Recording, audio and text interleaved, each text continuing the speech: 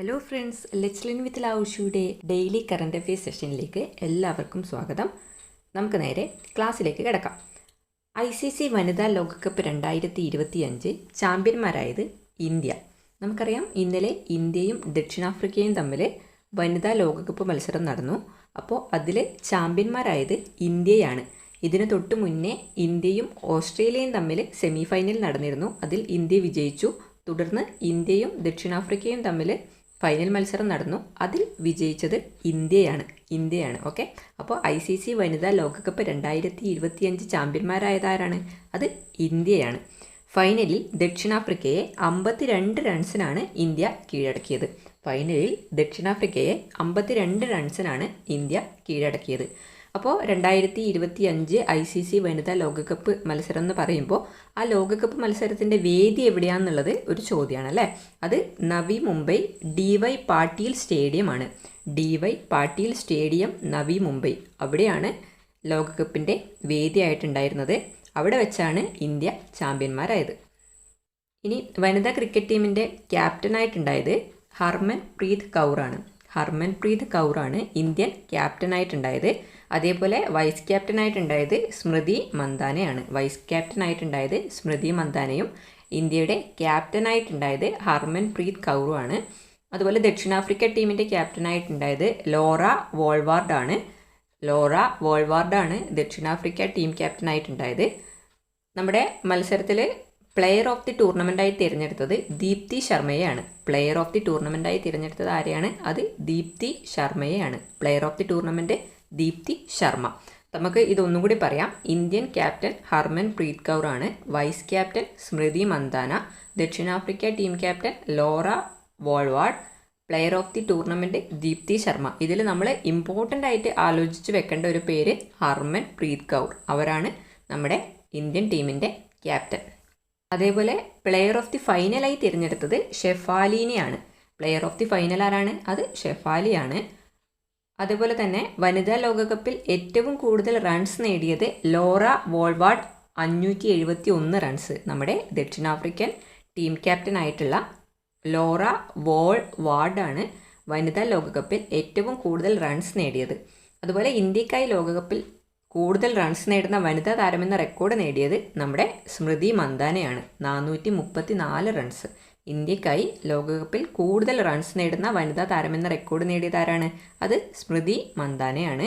434 runs. Smriti Mandhana 434 runs. അതുപോലെ നമ്മൾ ഓർത്ത് വെക്കേണ്ടത്, ലോകകപ്പ് ഫൈനലുകളിലെ രണ്ടാമത്തെ ഉയർന്ന സ്കോറാണ് ഇന്ത്യ നേടിയത്. അതായത് ഇന്ത്യ ജയിക്കുന്നത് 298 റൺസ് എടുത്തിട്ടാണ്. അപ്പോൾ ലോകകപ്പ് ഫൈനലുകളിലെ രണ്ടാമത്തെ ഉയർന്ന സ്കോറാണിത്. അപ്പോൾ ലോകകപ്പ് ഫൈനലുകളിലെ രണ്ടാമത്തെ ഉയർന്ന സ്കോറാണ് ഇന്ത്യ നേടിയത്. ഇനി ഇന്ത്യ വനിതാ ലോകകപ്പ് ഫൈനലിൽ എത്തിയത് 3 തവണയാണ്. 1 2 തവണയല്ല, 3 തവണ ഇന്ത്യ വനിതാ ലോകകപ്പ് ഫൈനലിൽ എത്തിയിട്ടുണ്ട്. ഒന്ന് 2005 മറ്റൊന്ന് 2017 അവസാനമായി 2025. എന്നാൽ 2005 2017 ഫൈനലിൽ എത്തിയിട്ടുണ്ടെങ്കിലും ഇന്ത്യക്ക് കിരീടം നേടാൻ വേണ്ടി പറ്റിയിട്ടുണ്ടായിരുന്നില്ല. അപ്പോൾ ഇന്ത്യ ആദ്യമായിട്ടാണ് വനിതാ ക്രിക്കറ്റ് കിരീടം നേടുന്നത്. അപ്പോൾ ആദ്യമായിട്ടാണ് ഇന്ത്യ ലോകകപ്പ് ഫൈനലിൽ എത്തി കിരീടം നേടുന്നത്, അല്ലെങ്കിൽ ചാമ്പ്യന്മാരാകുന്നത് ഇതാദ്യമായിട്ടാണ് 2025. 3 തവണ ഇന്ത്യ വനിതാ ലോകകപ്പ് ഫൈനലിൽ എത്തിയിട്ടുണ്ട്. 2005, 2017, 2025. അതിൽ 2005 2017 ഫൈനലിലെത്തിയെന്നേ ഉള്ളൂ, കിരീടം നേടാൻ വേണ്ടി പറ്റിയിട്ടില്ല. 2025 ഇന്ത്യ കിരീടം നേടുന്നത്. അടുത്തതായിട്ട് നമുക്ക് പറയാനുള്ളത്, ഇന്ന് നമ്മുടെ കേരള സംസ്ഥാന ചലച്ചിത്ര അവാർഡ് 55ാമത് സംസ്ഥാന ചലച്ചിത്ര അവാർഡ് പ്രഖ്യാപിച്ചു അല്ലേ. അപ്പോൾ അതിനെക്കുറിച്ചിട്ടുള്ള കാര്യങ്ങൾ പഠിക്കുക എന്നുള്ളത് PSC പോയിന്റ് ഓഫ് വ്യൂവിൽ ഇമ്പോർട്ടൻ്റ് ആയിട്ടുള്ള കാര്യമാണ്. അപ്പോൾ 55ാമത് സംസ്ഥാന ചലച്ചിത്ര അവാർഡിൽ ആരൊക്കെ എന്തൊക്കെ നേടി എന്നുള്ളത് നമുക്ക് നോക്കാം. മികച്ച ചിത്രമായി തിരഞ്ഞെടുത്തത് മഞ്ഞുമൽ ബോയ്സിനെയാണ്. മഞ്ഞുമൽ ബോയ്സ് ആണ്. മഞ്ഞുമൽ ബോയ്സിൻ്റെ സംവിധായകൻ ചിദംബരം സംവിധാനം ചെയ്ത മഞ്ഞുമൽ ബോയ്സ് എന്ന ചിത്രമാണ് മികച്ച ചിത്രമായി സംസ്ഥാന ചലച്ചിത്ര അവാർഡ് നേടിയത്. മികച്ച ചിത്രത്തിലുള്ള 55ാമത് സംസ്ഥാന ചലച്ചിത്ര അവാർഡ് നേടിയത് ചിദംബരം സംവിധാനം ചെയ്ത മഞ്ഞുമൽ ബോയ്സ് എന്ന സിനിമയാണ്.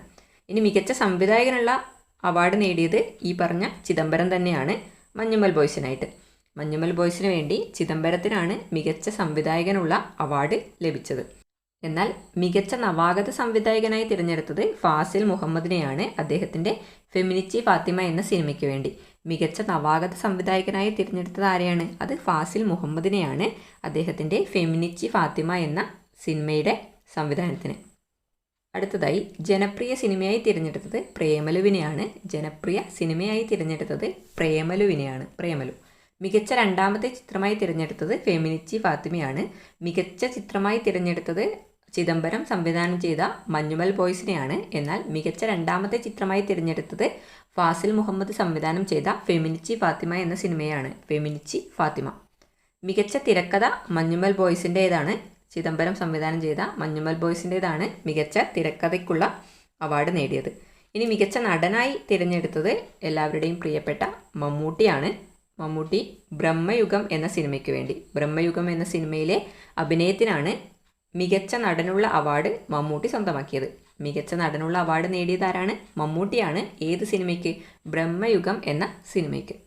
എന്നാൽ മികച്ച നടിക്കുള്ള അവാർഡ് നേടിയത് ഷംല ഹംസയാണ്. ഷംല ഹംസ ഈ അവാർഡ് നേടിയത് ഫെമിനിച്ചി ഫാത്തിമ എന്ന സിനിമയിലെ അഭിനയത്തിനാണ്. ഫെമിനിച്ചി ഫാത്തിമ എന്ന സിനിമയിലെ അഭിനയത്തിന് ഷംല ഹംസയ്ക്കാണ് മികച്ച നടിക്കുള്ള കേരള സംസ്ഥാന ചലച്ചിത്ര അവാർഡ് ലഭിച്ചത്. എന്നാൽ മികച്ച സ്വഭാവ നടിയായി തിരഞ്ഞെടുത്തത് ലിജോ മോളിനെയാണ്.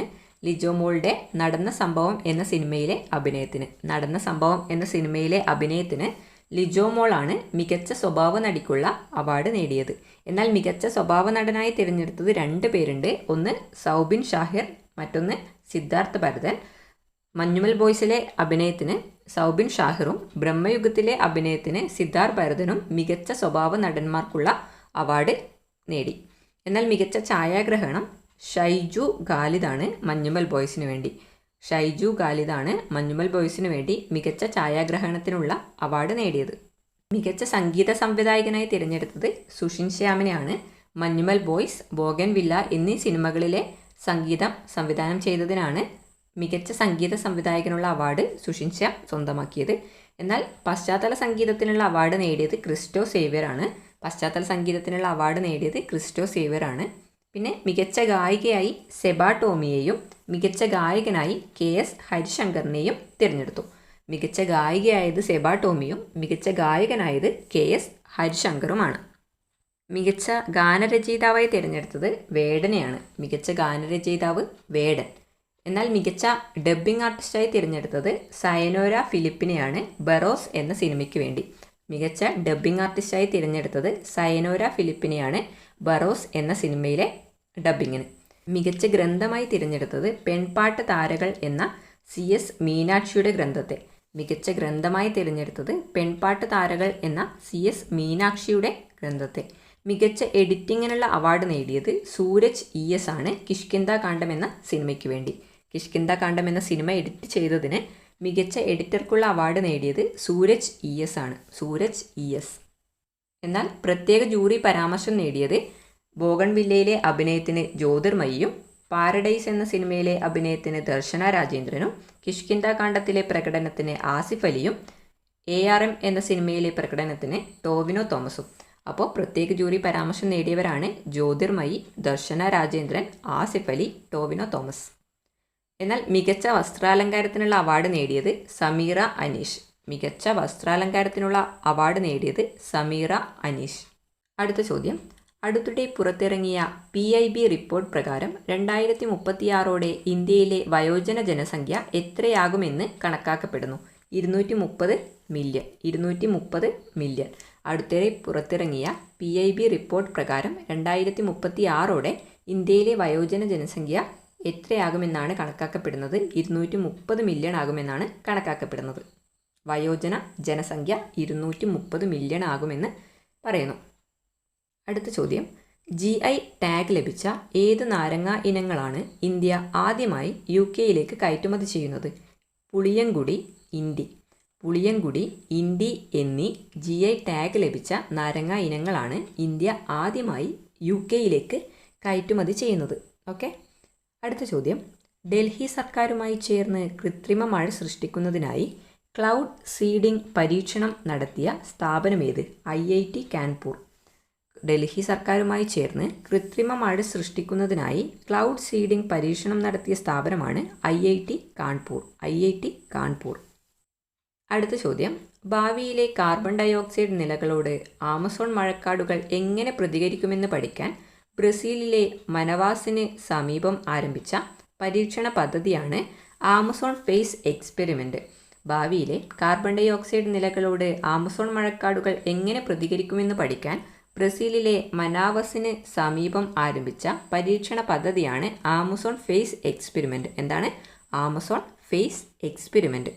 അടുത്ത ചോദ്യം, ദക്ഷിണ കൊറിയയുടെ പരമോന്നത ബഹുമതിയായ ഗ്രാൻഡ് ഓർഡർ ഓഫ് മകൻഗ്വ ഏത് പ്രസിഡന്റിനാണ് അടുത്തിടെ നൽകിയത്? ഡൊണാൾഡ് ട്രംപിന്. അമേരിക്കയുടെ ഡൊണാൾഡ് ട്രംപിനാണ് ദക്ഷിണ കൊറിയയുടെ പരമോന്നത ബഹുമതിയായ ഗ്രാൻഡ് ഓർഡർ ഓഫ് മകൻഗ്വ നൽകിയത്. ഗ്രാൻഡ് ഓർഡർ ഓഫ് മകൻഗ്വ നൽകിയത് ആർക്കാണ്? ഡൊണാൾഡ് ട്രംപിന്. ദക്ഷിണ കൊറിയയുടെ പരമോന്നത ബഹുമതിയാണിത്. മുൻ മുഖ്യമന്ത്രി കല്യാൺ സിംഗിനോടുള്ള ബഹുമാനാർത്ഥം കല്യാൺ സിംഗ് നഗർ എന്ന പുതിയ ജില്ല രൂപീകരിക്കാൻ തീരുമാനിച്ച സംസ്ഥാനമേത്? ഉത്തർപ്രദേശ്.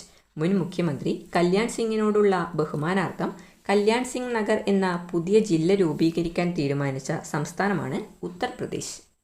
അടുത്ത ചോദ്യം, സ്റ്റാൻഫോർഡ് സർവകലാശാല പുറത്തിറക്കിയ 2025 ലോകത്തിലെ 2% മുൻനിര ശാസ്ത്രജ്ഞരുടെ പട്ടികയിൽ ഉൾപ്പെട്ട ഇന്ത്യൻ ശാസ്ത്രജ്ഞർ എത്ര? 6239. സ്റ്റാൻഫോർഡ് സർവകലാശാല പുറത്തിറക്കിയ 2025 ലോകത്തിലെ 2% മുൻനിര ശാസ്ത്രജ്ഞരുടെ പട്ടികയിൽ ഉൾപ്പെട്ട ഇന്ത്യൻ ശാസ്ത്രജ്ഞരുടെ എണ്ണം 6239. ഇത്രയും ശാസ്ത്രജ്ഞർ ഇന്ത്യക്കാരായിട്ടുണ്ട്. ഓക്കെ. അടുത്ത ചോദ്യം, ജനാധിപത്യ നേതൃത്വം വളർത്തിയെടുക്കുന്നതിനായി പഞ്ചായത്തി രാജ് മന്ത്രാലയം വിദ്യാഭ്യാസ മന്ത്രാലയത്തിൻ്റെയും ഗോത്രകാര്യ മന്ത്രാലയത്തിൻ്റെയും സഹകരണത്തോടെ ന്യൂഡൽഹിയിൽ ആരംഭിച്ച സംരംഭത്തിൻ്റെ പേര് മോഡൽ യൂത്ത് ഗ്രാം സഭ MYGS.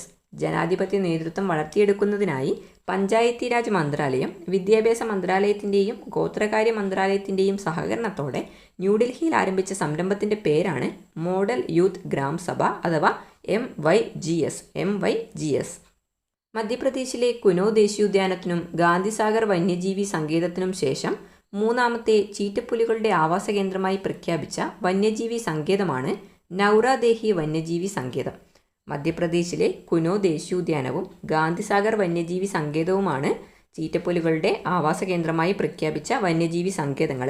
എന്നാൽ ആ 2 വന്യജീവി സങ്കേതങ്ങൾക്ക് ശേഷം നൗറാദേഹി വന്യജീവി സങ്കേതം കൂടി ചീറ്റപ്പുലികളുടെ ആവാസ കേന്ദ്രമായി പ്രഖ്യാപിച്ചു. ഏതൊക്കെയാണ്?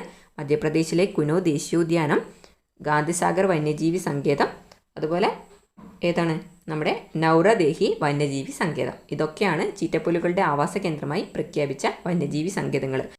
അതിൽ അവസാനമായി വന്നതാണ് നൗറാദേഹി വന്യജീവി സങ്കേതം. Dictionary.com 2025 വർഷത്തെ മികച്ച വാക്കായി തിരഞ്ഞെടുത്തത് 67 എന്നീ 2 അക്കങ്ങളെ. Dictionary.com 2025 വർഷത്തെ മികച്ച വാക്കായി തിരഞ്ഞെടുത്തത് ഏത് വാക്കിനെയാണ്? 67, അതായത് 67 എന്നീ 2 അക്കങ്ങളെ. 2025 നടന്ന ആദ്യത്തെ ഇന്ത്യൻ വ്യോമസേന മാരത്തണിൻ്റെ പേരെന്താണ്? Sekhon Indian Air Force marathon. Sekhon Indian Air Force marathon SIM-25. ഇതിൻ്റെ വേദി ന്യൂഡൽഹി. ഇതിൻ്റെ വേദി എവിടെയാണ്? ന്യൂഡൽഹി. ഇതിൻ്റെ വേദി ന്യൂഡൽഹി.